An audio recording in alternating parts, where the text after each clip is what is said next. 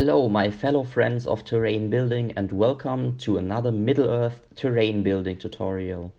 I will start today with a quite different introduction. Here you can see my old Moria board.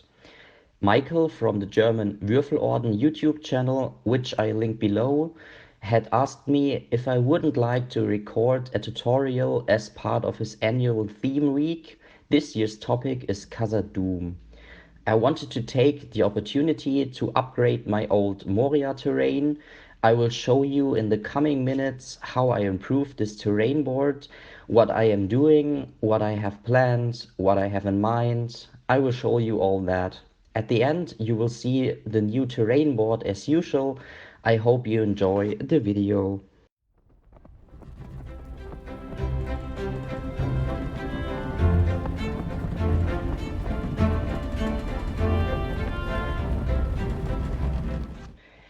The first steps for the staircase in Moria are made.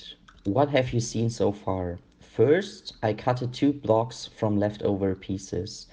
Each of them had a width of 14 to 15 centimeter and they are like 12 centimeters high.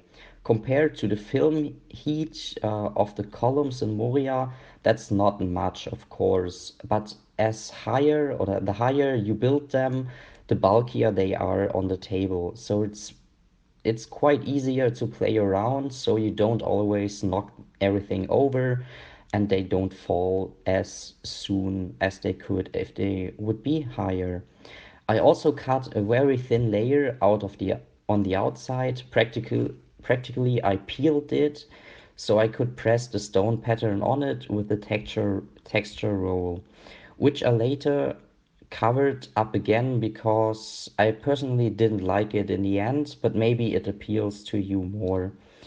The two columns should be glued together so that a corner is formed. To the right of it, another column should be added, on which Aragorn and Frodo should stand later, while the other companions have already mastered the jump over.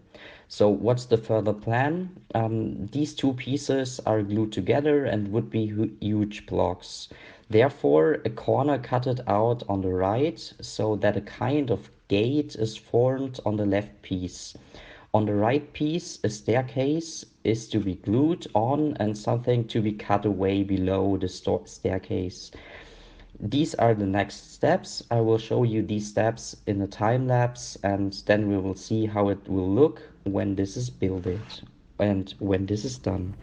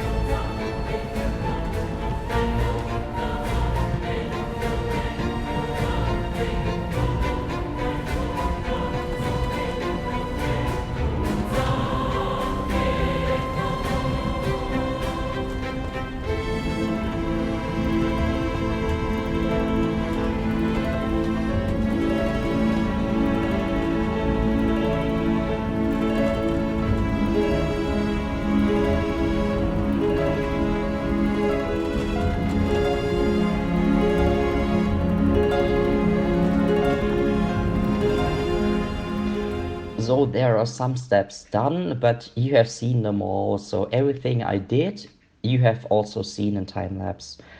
The column pieces look like this, and on the left side we have the larger column path with the staircase, which is broken off, and on the right side we have the extension of the staircase with a column underneath. Here on the right side, Aragorn and Frodo should stand later on top of it.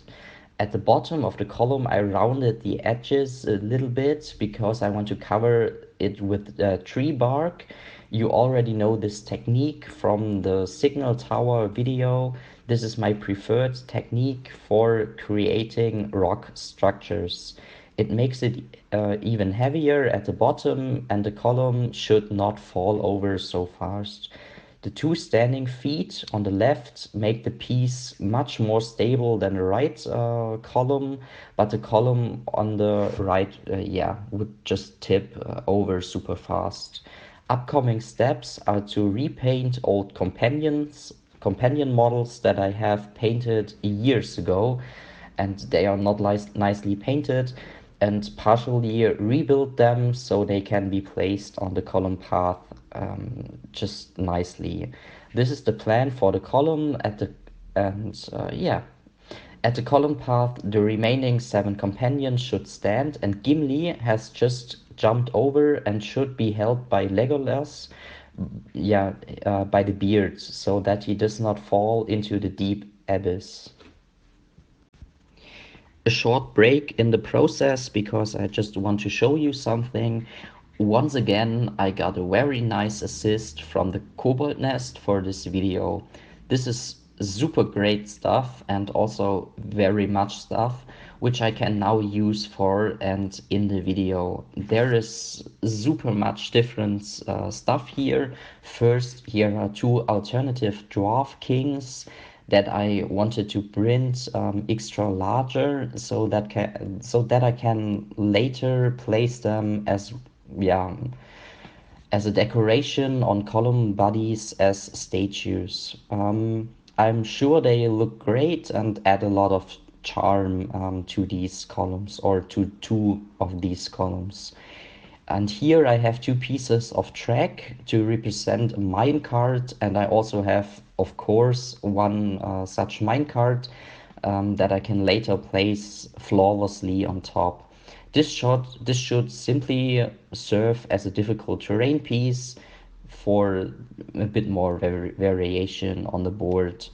And here I also have some small stuff that also works well to make bases just to look more beautiful and more special. Especially I want to show you this dwarf head here, which I thought about using it as a head for Gimli in case I don't get the beard modeled with green stuff the way I want it.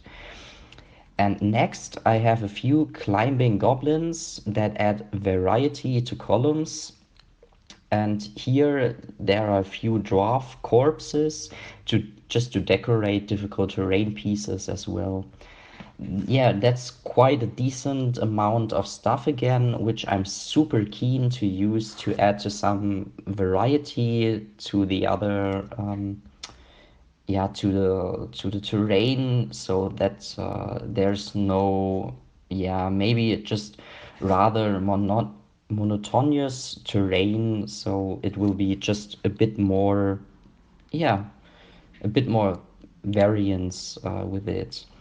And thanks again for all the support. I link you the store down below in the info box.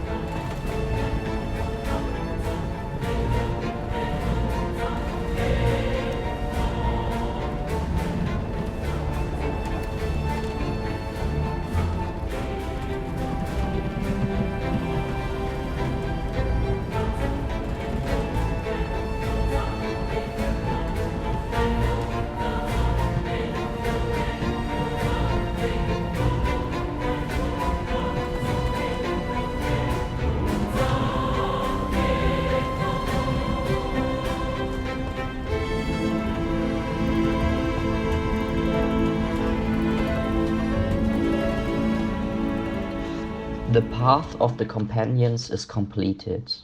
You can see here the path over which the companions walk and the break in the path which they have to jump over. Some of the companions are already jumped over.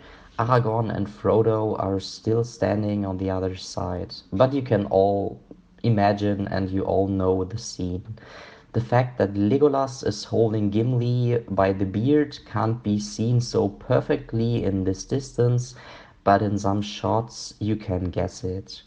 So that's the first terrain piece for the new terrain board that's finished, and with that we'll move right on to the next one. I just want to inform you about the next terrain piece very briefly so that the time lapses won't come completely out of context. I'm going to get the rails out here and then glue them side by side and then decorate with the minecart later. In addition, more stones and other things will decorate the base, so that difficult terrain could be the result. I'll take you along in time lapse.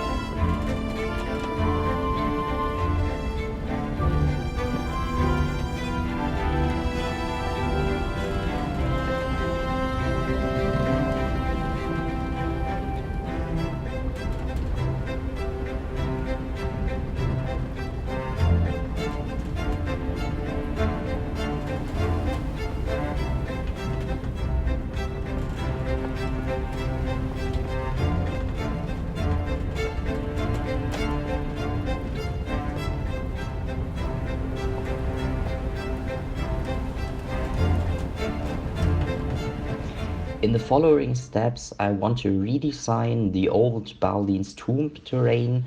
I took it down from the old wooden base because the new base is thinner and I also want to make it a little smaller. The columns, Balin's tomb and everything also need to be repainted at some point or to be painted at all because that was my very first terrain project back in the day. I want to put smaller walls on the sides so you can pass them better and interact with them easier. Likewise, the wall next to the entrance door should be made smaller so that the terrain piece as a whole is just more accessible and easier to play on. So that's the plan, and I'll take you through the time lapse and as I glue the pieces on, cut and glue stones and sand and paint the base.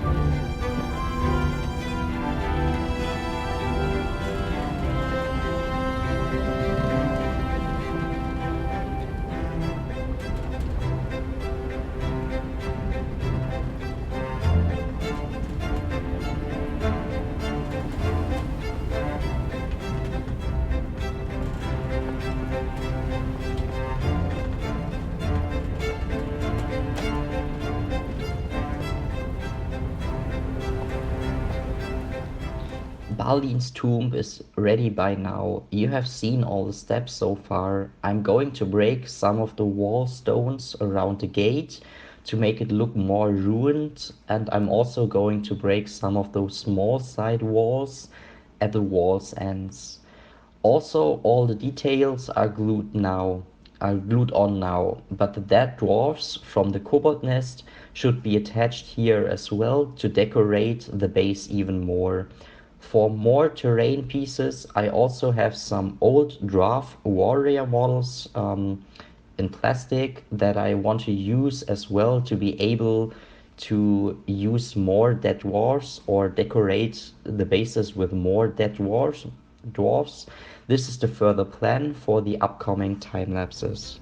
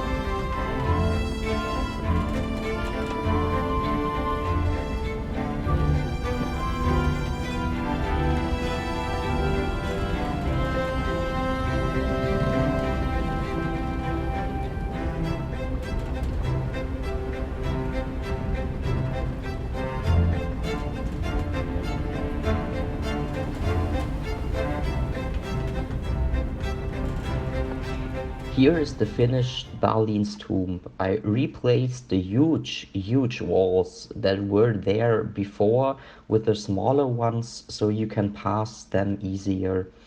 I included dwarf losses, made the floor nicer in my personal view, and painted everything as well, which wasn't necessarily the case before. So this is definitely a nicer result compared to the one before. And next, I'd like to show you how I rebuilt the previous pillars so that they look a bit better.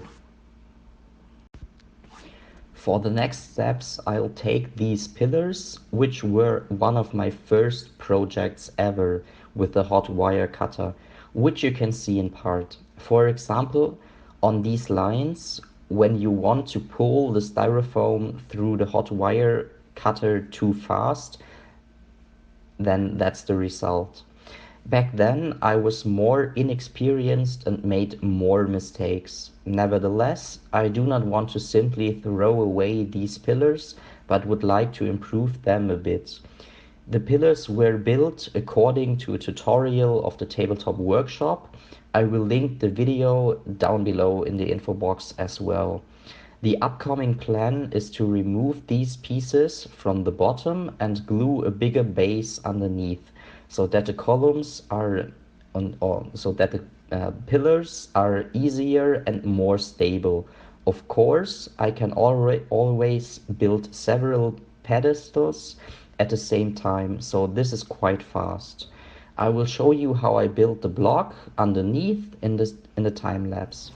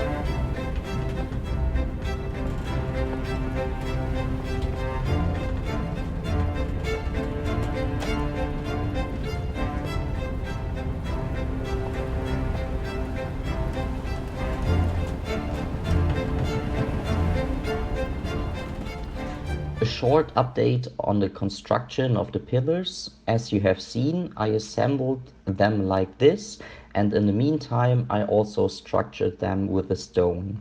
Next, they will be painted and dry brushed. On these two pillars here, I cut it away a piece at the top because I want to put the two dwarf statues of the kobold nest on it. That will surely look pretty good. On other pillars, I want to put climbing goblins so that there is more variety on the pillars.